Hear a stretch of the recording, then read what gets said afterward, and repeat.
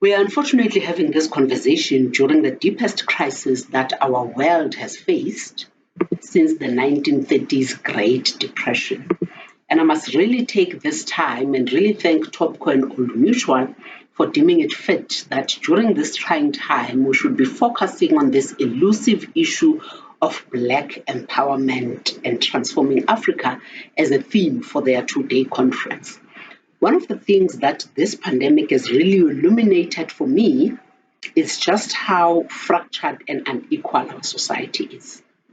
There was this interesting text that was doing the rounds at the beginning of the lockdown. It was posted by some Indian doctor, and he was saying this in the context of India. But when I read it, it was interesting for me just how much it resonates from a South African context. And he was talking about how the ways to ward off the virus seem to only be accessible to the affluent. He was talking about how we are constantly told to wash our hands, which assumes that we have running water. And yet we know that in the South African context, there is a privilege that a lot of our people don't have. We are told that we need to constantly sanitize our hands, which assumes that you've got the money to buy the sanitizer. And yet we know that in the South African context, a lot of our people are still trying to satisfy basic needs and security needs. We are told that we need to stay at home, which assumes that you can afford to stay at home. And yet we know that a lot of our people are employed in the informal sector, which means that they make their living on a day-to-day basis. We are told that we need to social distance, which assumes that you have the privilege of living in a house big enough to can social distance. And yet we know that the reason why the lockdown was ineffective in the South African context was precisely because a lot of our people literally live on top of each other. You know, if this pandemic doesn't make us as leaders to carefully think about how we start to sustainably deal with some of the structural economic flaws that we have in this country, I really don't know what will. It is therefore for me very opportune for us to be having this discussion over the next 2 days, focusing on education, focusing on triple BE, focusing on investing in youth, focusing on entrepreneurship. We need to think about enforcing some targeted policies to be implemented in order to address and redress some of these structural inequities. We are in a very dangerous space as a country where we have way too many people who have nothing to lose. And as if that is not bad enough, we then make these irrational decisions as this government, such as suspending an entire industry which is responsible for about 1 million livelihoods without consultation. And it is such decisions that actually compound the problems that we have in this country. And maybe, just maybe, it is time that we accept that the center in this country is not holding. What the country needs right now is rational, pragmatic choices to guide our actions. And it is of paramount importance that we prioritize ruthlessly. We need to deploy our energies on interventions that will move us forward. We have been presented with numerous policy proposals, but no implementation. The focus for South Africa right now needs to be on implementation. We know what needs to be done. We've been discussing these things over and over again. We need to urgently undertake structural reforms of the inefficient and redundant SOEs, for instance. We need to urgently deal with energy policy reform. We need to deal with labor law reform.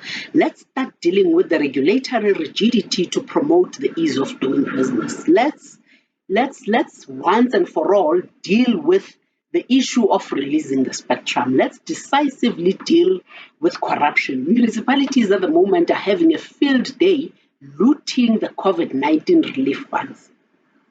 Let's start focusing our energies on getting clarity around land reform. Let's look at how do we start simplifying the mining investment regulation. And we know all of these things. These are things that we've been talking about. We know what needs to be done, but we just lack the political will to do so. And instead of focusing on these critical things, we are instead entertaining populist policies and interventions. We are talking about quantitative easing. We are talking about amending Regulation 28 of the Pension Fund Act, which, if you ask me, is really just a ploy to steal our pension money. We are talking about resuscitating a dead SAA when we have more important priorities as a country. We want to insist on the centrality of the state when we know very well that we don't have a capable state. We are harping on with nationalizing the Reserve Bank, which will achieve nothing in the bigger scheme of things. We want to now add more SOEs in the form of a state bank and a state pharmaceutical company when we know very well that we have done a dismal job of ensuring that the 743 SOEs that we have are functional, because we're currently sitting in a situation where all of them are actually dysfunctional. And it is concerning for me because such populism is only going to accelerate the economic collapse of South Africa. But I think from a business sector, let's be clear that the issues that we'll be discussing over the next 2 days around the attainment of a more inclusive and equal society should be the concern of business as well. And in the case of business, let's agree that we need to be doing more. And in case maybe business leaders are asking themselves a question around why should these issues be the concern of business?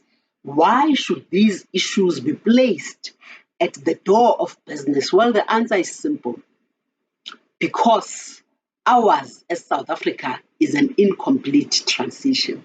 Because as the Secretary General of the United Nations, Mr. Antonio Guterres, said this past Saturday during the delivery of the 18th Nelson Mandela Annual Lecture, he said, the legacy of colonialism in this country still exists in the form of social and economic injustice. So let's be clear that what we achieved in this country in 1994 was democracy, and democracy is a political system.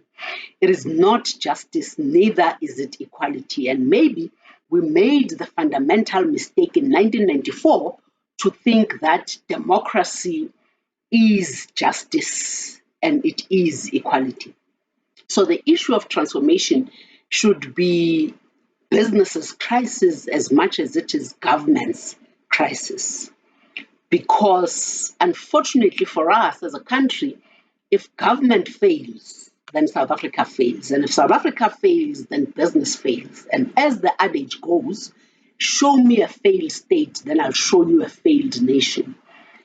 So I'm certainly looking forward to the deliberations that we're going to have over the next 2 days with a view of coming up with sustainable solutions of how we can deal with what is potentially the biggest ticking time bomb that we have in this country of transformation and inequality.